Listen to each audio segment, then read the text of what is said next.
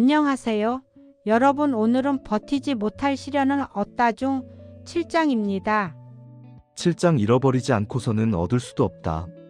1984년 실리콘밸리의 텔레비디오 사무실에 예상치 못한 방문객이 찾아왔다. 당시 대통령 과학기술 담당 비서관이었던 오명 장관이었다. 대통령의 메시지를 가지고 왔습니다. 한국에 투자를 좀 해주십시오. 그의 말은 단순한 제안이 아니라 조국의 간절한 부름이었다. 사실 한국 투자는 이미 마음속으로 고려하고 있던 일이었다. 하지만 미국에서의 사업도 쉴 틈 없이 바빴다. 세계 각국의 바이어들과 연일 접촉해야 했고 기술 개발도 끊임없이 진행해야 했다. 그러나 무엇보다 망설이게 만든 것은 외국인 소유 지분에 관한 규정이었다. 당시 법규상 외국인은 자신이 설립한 회사의 지분을 49% 이상 가질 수 없었다. 비록 미국 시민권자이지만 엄연한 한국인인 내가 소유 지분의 제약을 받는다는 것은 이해할 수 없는 일이었다. 회사 자본에 대한 나의 철학은 확고했다. 텔레비디오의 지분을 60% 이상 유지하며 외부 투자를 일정 수준 이하로 제한하는 것이 나의 원칙이었다. 결국 나는 내 요구 조건을 관철시키는 조건으로 한국 투자를 결정했다.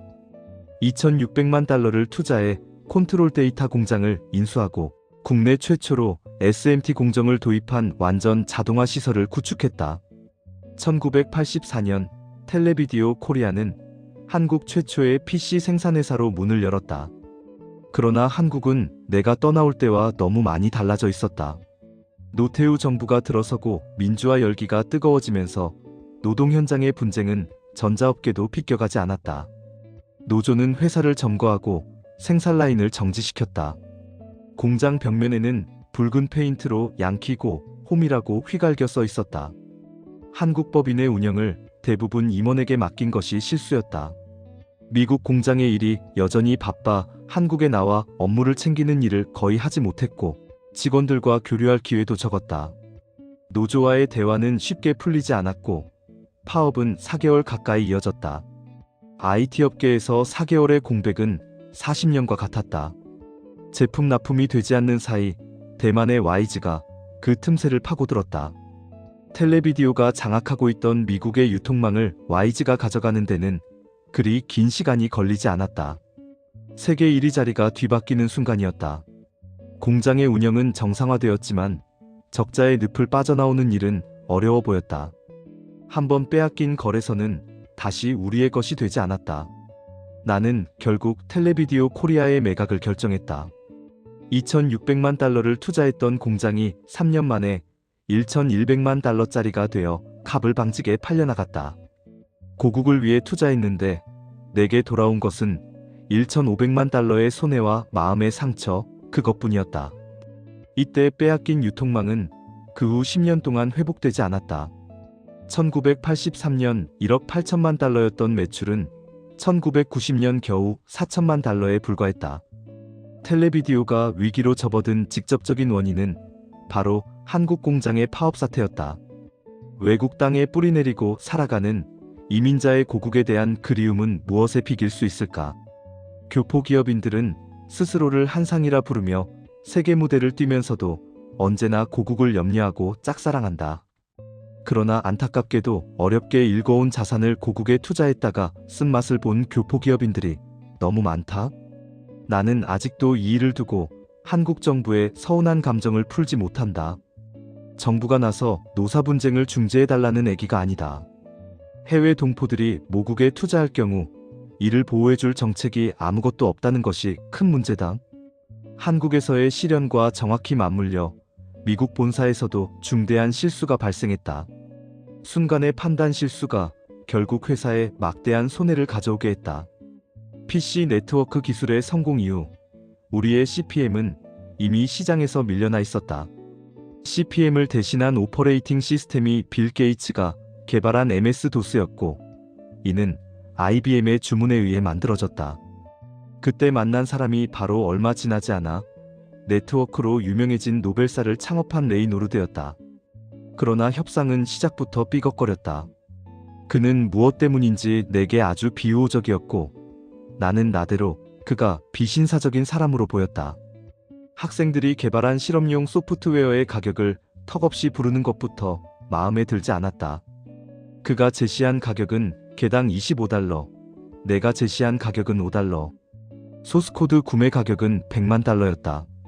당시 텔레비디오는 은행에 $1억 현금이 있었지만 나는 감정적으로 그에게 돈을 주고 싶지 않았다. 실소. 결국 협상은 결렬되었다.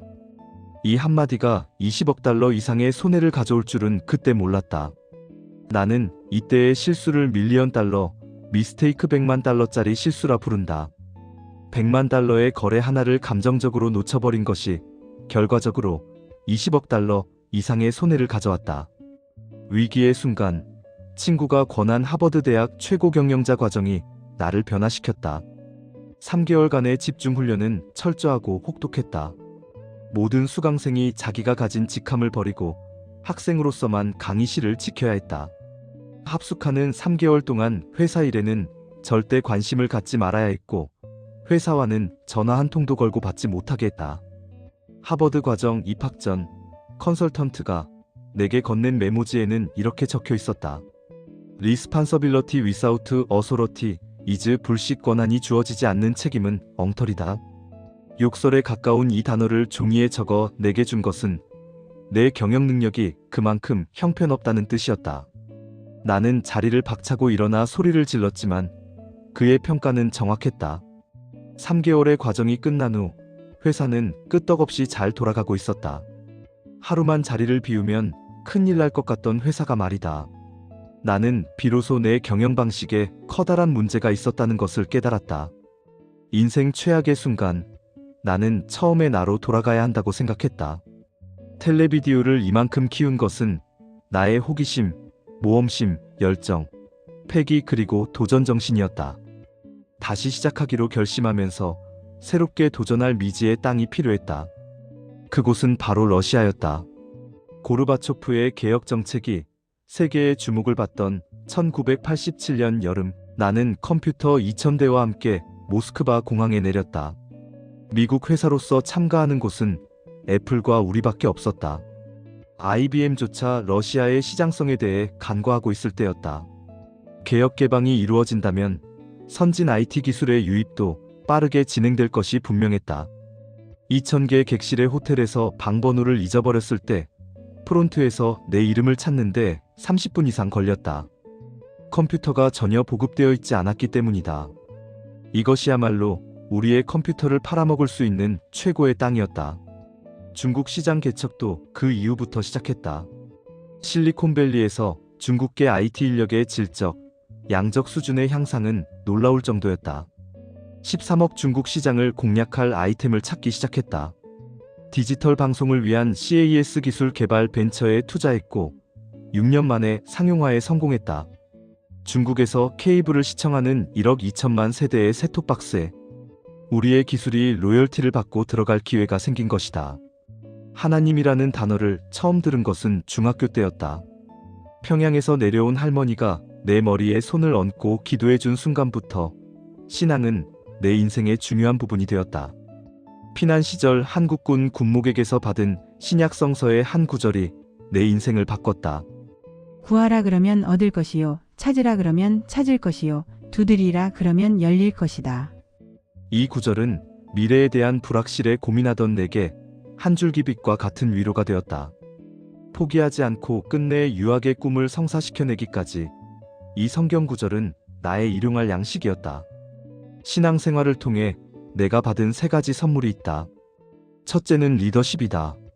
10대 후반부터 주일학교 교사를 하며 다른 사람을 가르치고 이끄는 법을 배웠다. 둘째는 직원들과의 화합을 이끌어내는 자질이다. 매일 아침 가족, 친구, 그리고 1,200명의 직원들을 위해 기도했다. 셋째는 기도 중에 얻는 영감이다. 15분 이상의 기도 시간 동안 머리를 스치는 번뜩이는 영감은 세계 최고의 컨설턴트보다 더 든든한 의지가 되었다. 이 모든 가치보다 더 위에 있는 신앙의 힘은 내게 할 수 있다는 믿음을 준 것이다. 간절히 구하면 얻을 수 있다는 그 진리를 준 믿음 말이다. 규칙적으로 살고 긍정적으로 생각하고 늘 운동하라. 하루 15분 기도하고 신앙을 가져라. 오늘도 함께 해주셔서 감사합니다. 여러분 건강하세요.